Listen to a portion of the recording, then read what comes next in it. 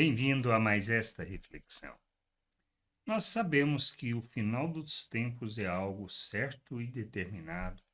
Está nas Escrituras e que é um sinal para que nós possamos acompanhar a realidade e o tempo que vivemos.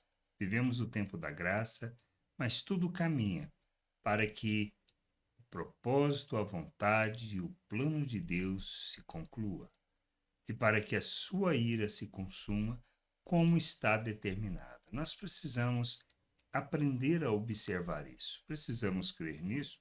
Talvez não, tá? Muitos ainda não crerão e nem aceitarão e acham que isso é simplesmente fábulas inventadas e escritas por homens. Mas estão nas Escrituras. Creio. Ninguém pode ser obrigado a crer nisso.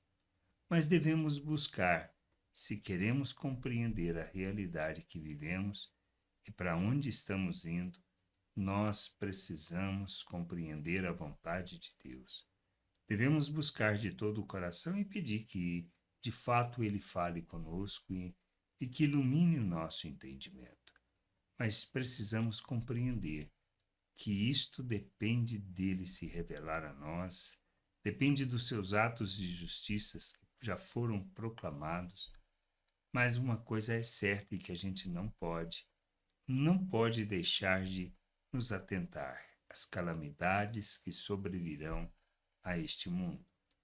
Nós vivemos momentos difíceis, mas ainda sobrevirão outros momentos de calamidade que afetarão toda a terra e que são os últimos atos de calamidade. Como diz assim, com as 7 calamidades que sobrevirão, como está em Apocalipse, no capítulo 15, fala sobre isso, calamidades que sobrevirão, e com isto Deus consumará a sua ira.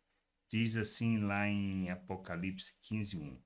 Vi no céu outro sinal grande e maravilhoso, 7 anjos que tinham os 7 últimos flagelos, pois com estes se consumou a ira de Deus. Flagelo é calamidade, e é isso que a gente precisa entender. E no 7:8 diz assim: então um dos 4 seres viventes deu aos 7 anjos 7 taças de ouro cheios da ira de Deus, que vive para todo sempre. O santuário se encheu de fumaça da glória de Deus e do seu poder, e ninguém podia entrar no santuário enquanto não se cumprissem os 7 flagelos dos 7 anjos. Coisas que a gente vai poder observar nos próximos capítulos do livro de Apocalipse. Mas a gente precisa estar atentos a estes flagelos que sobrevirão sobre toda a humanidade. E nós precisamos olhar a Bíblia como algo que Deus nos concedeu para falar da sua vontade, do seu querer, do seu plano, do seu propósito para nós como seres humanos. E nós nos desviamos disso, estamos longe disso e vivemos como filhos do diabo, fazendo obras que expressam e revelam o diabo e não Deus. Nós somos chamados para viver o reino de Deus, para viver a vontade de Deus, para conhecermos dessa vontade. Ele nos obriga a isso? Não.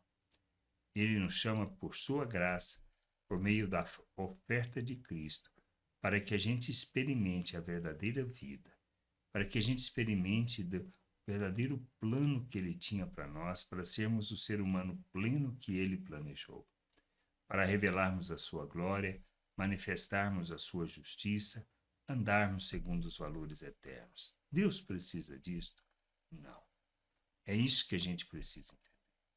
Deus não é carente ao ponto de precisar do nosso serviço, das coisas que fazemos, mas Ele nos chama para viver uma outra realidade, expressarmos quem somos nele, a obra que Ele realizou e sermos plenos em tudo o que Ele deseja. Que a gente possa crescer, amadurecer e viver plenamente isto, mas estarmos atentos às coisas que estão sobrevindo a este mundo, para que a gente possa entender o quão perto está da consumação da ira de nosso Deus. De maneira que, vivendo na sua vontade, andando na sua vontade, possamos escapar, não porque merecemos, mas porque Deus fez por nós tudo para que nós pudéssemos viver a sua vontade. E nós precisamos entender o nosso papel, que é ser luz neste mundo, ser instrumento da justiça, da expressão da vida de Deus, da vontade de Deus, do querer de Deus neste mundo, para que as pessoas, vendo a luz, possam se aproximar da luz e buscar conhecer e compreender a vontade de Deus. Simples assim. Viver na plenitude da vontade de Deus, experimentando da sua justiça, da sua graça, do seu amor e revelando estas virtudes a todas as pessoas, independente de quem são, de onde estão, do que fazem. É o nosso papel como povo de Deus, como igreja de Deus, como um reino de sacerdotes, revelar o reino de Deus neste mundo, ser luz e conduzir as pessoas ao conhecimento e à salvação que é oferecida pela graça de Deus por meio do que Cristo fez por nós. Que a gente possa entender e buscar de todo o coração conhecimento, o entendimento, para que a gente viva na plenitude da vontade de Deus e a gente possa ser verdadeiros cristãos neste mundo, revelando a glória do Pai. Graça e paz sobre a tua vida. Amém.